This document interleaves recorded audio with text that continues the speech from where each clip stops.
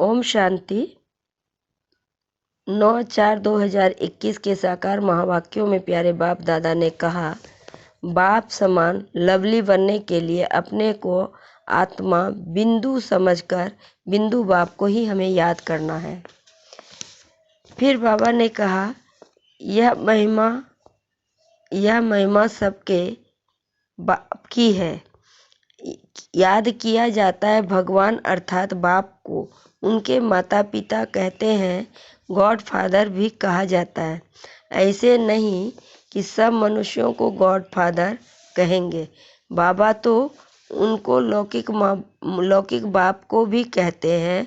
लौकिक बाप जिसको कहते हैं वह भी फिर पारलौकिक बाप को याद करते हैं। वास्तव में याद करने वाली आत्मा है जो लौकिक बाप को भी याद करती है। वह आत्मा अपने रूप को, ऑक्यूपेशन को नहीं जानती है। आत्मा अपने को ही नहीं जानती तो गॉड फादर को कैसे जानेंगी। अपने लौकिक फादर को तो सब जानते हैं, उनसे वर्षा मिलता है, नहीं तो याद क्यों करें। पारलौकिक बाप से भी जरूर वर्षा मिलता होगा। तो कहते हैं, ओ गॉड फादर, उनसे रहम क्षमा मांगेंगे क्योंकि पाप करते हैं ना। यह भी ड्रामा में नूद है। फिर बाबा ने कहा, बाप का फरमान है मुझे याद करो तो विकर्म विनाश होंगे। मैं बिंदु हूँ, यहाँ पाठधारी आकर बना हूँ। मेरे में 5 विकारों की कट चढ़ी हुई है। आयरन एज में है, अब हमको गोल्डन एज में जाना है। इसलिए बाप को बहुत प्यार से याद करना है। इस रीति बाप को याद करेंगे तब कट निकल जाएगी। यह है मेहनत सर्विस की। लबार तो बहुत मारते हैं, आज वह सर्विस की बहुत प्रभावित हुए। परंतु शिव बाबा समझते हैं आत्मा और परमात्मा के ज्ञान पर कुछ भी प्रभावित नहीं हुआ। बाबा ने कहा, यहाँ के मनुष्य को तो देखो कैसे हैं। खुद भी कहते हैं हमारे में कोई गुण नहीं, हम जैसे मल्लेच्छ हैं। आप स्वच्छ हो। जब अपने को आत्मा निश्चय कर बाप को याद करे तब सफलता मिले, नहीं तो सफलता बहुत थोड़ी मिलती है। समझते हैं हमारे में बहुत अच्छा ज्ञान है, वर्ल्ड की हिस्ट्री ज्योग्राफी हम जानते हैं, परंतु योग का चार्ट नहीं बताते हैं। तो मुश्किल कोई में जो इस अवस्था में रहते हैं अर्थात अपने को आत्मा समझ बाप को याद करते हैं, बहुतों को अभ्यास नहीं है। समझाते हैं कि बच्चे सिर्फ ज्ञान का चक्र बुद्धि में फिराते हैं, बाकी मैं आत्मा हूँ।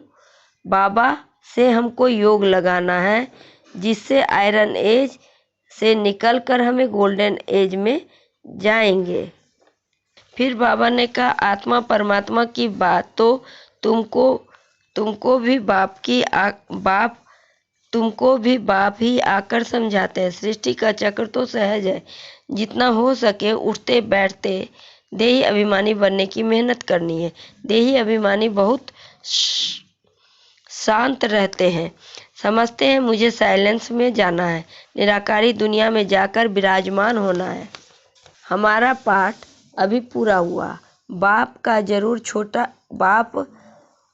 का रूप छोटा बिंदी समझेंगे, वह कोई बड़ा लिंग नहीं है। बाबा बहुत छोटा है, वही नॉलेजफुल सर्व का सदगति दाता है। मैं आत्मा भी नॉलेजफुल बन रहा हूँ, यह ब्रह्मा बाबा कहते हैं। ऐसा चिंतन जब चले तब ऊंच पद पा सके। दुनिया भर में कोई आत्मा और परमात्मा को नहीं जानते।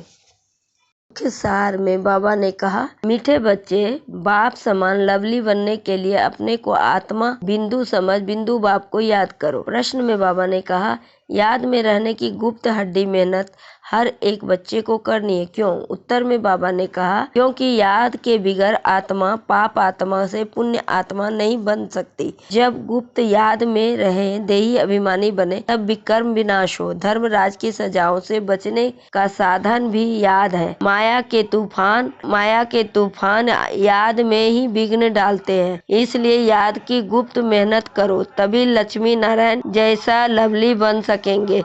गीत है ओम नमो शिवाय। तुम कोशिश करेंगे, लास्ट में बाबा ने कहा, तुम कोशिश करेंगे तो भी बड़ी चीज याद आ जाएगी। मैं आत्मा छोटा स्टार हूँ तो बाप भी छोटा है। तुम बच्चों को पहले पहले मेहनत यह करनी है। छोटी सी आत्मा ही इस समय पतित बनी है। आत्मा को पावन बनाने का पहले पहले यह उपाय पढ़ाई पढ़नी है। बाकी खेलना कूदना तो अलग बात है। खेलने का भी एक हुनर है। पढ़ाई से मर्तबा मिलता है, खेल कूद से मर्तबा नहीं मिलता है। खेल आदि से डिपार्टमेंट अलग है, खेल आदि की डिपार्टमेंट अलग है, उनसे ज्ञान व योग का कनेक्शन नहीं है। यह भोग आदि लगाना भी खेल है। मुख्य बात है याद की यात्रा। अच्छा, मीठे मीठे से लदे बच्चों प्रति माता पिता बाप दादा का याद प्यार और गुड मॉर्निंग। रूहानी बाप की रूहानी बच्चों को नमस्ते। हम रूहानी बच्चों की रूहानी बाप दादा को याद प्यार और गुड मॉर्निंग और नमस्ते। नमस्ते सदा रहो हंसते, बन जाओ फरिश्ते, चलते रहो परम धाम के रास्ते। शुक्रिया बाबा, शुक्रिया बाबा, पद्मा पदम शुक्रिया बाबा।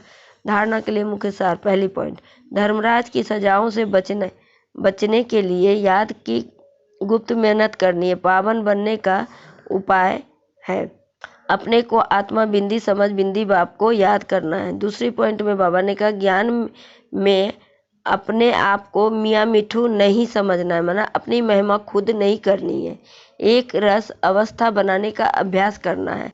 सम्मान की सीट पर सेट रहना है।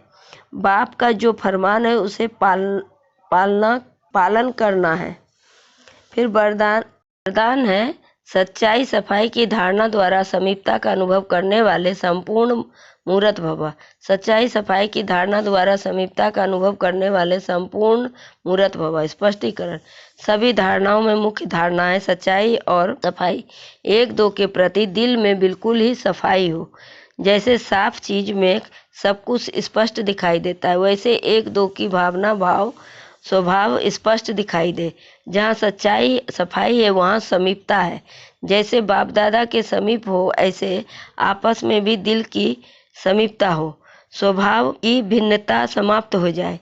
इसके लिए मन के भाव और स्वभाव को मिलाना है। जब स्वभाव में फर्क दिखाई न दे तब कहेंगे संपूर्ण मूर्त।